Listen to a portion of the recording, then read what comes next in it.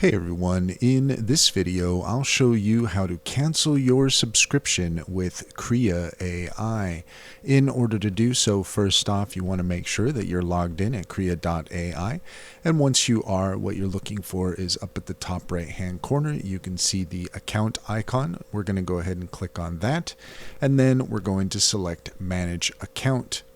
Under the Manage Account option, you're going to see here that the active plan currently is Krea Free. We're going to go ahead and select View All Plans, and then here you can see that you can select whichever plan it is that you wish. If you have a subscription, then you have already clicked Select Plan, and it will be active on that.